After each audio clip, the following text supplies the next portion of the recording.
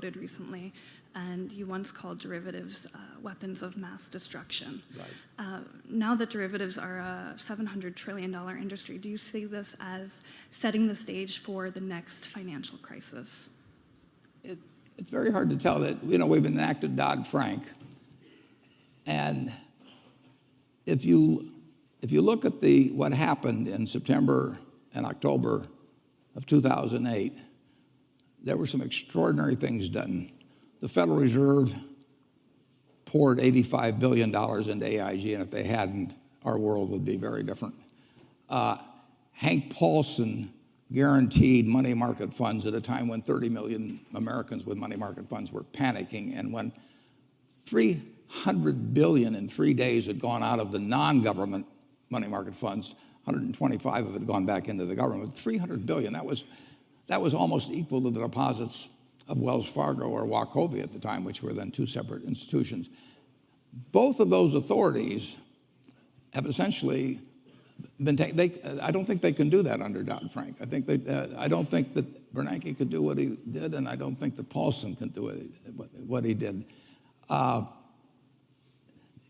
When there's a panic, the only thing that will stop it, basically, is when somebody who has the ability and the will says, I'm going to do whatever it takes. And basically, that's what Bernanke and Paulson, and finally, Congress in a kind of a reluctant way, but said to the American public, and you could believe it. If Bernanke said, I'm going to do whatever it takes, nobody knows what Section 13(3) of the Federal Reserve Act is, and it wasn't probably meant to do what he did with it, but he did it.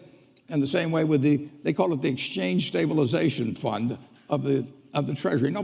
It was enacted back in 1934. Nobody dreamt it would be used to take care of money market funds. But you had these strong characters who had the ability to print money in the case of Bernanke, and they said, we're going to do whatever it takes, and the president was behind them.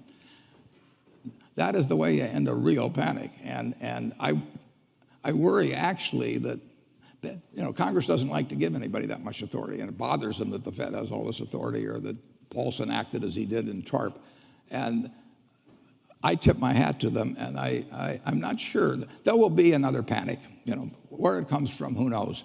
But when that time comes, the question will be, are the people who have panicked, who have frozen, who have caused the economic engine to stop, will they believe and come right back and be doing something? And I'm not sure whether what's been enacted is a plus or a minus in that regard.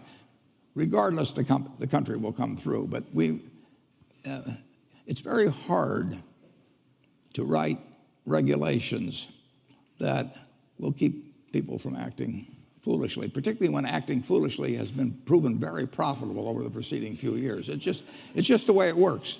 Humans, they all think they're Cinderella at the ball, and they think, as the night goes along, the music gets better and the drinks flow and everything, and they all think they're going to leave at 2 minutes to 12.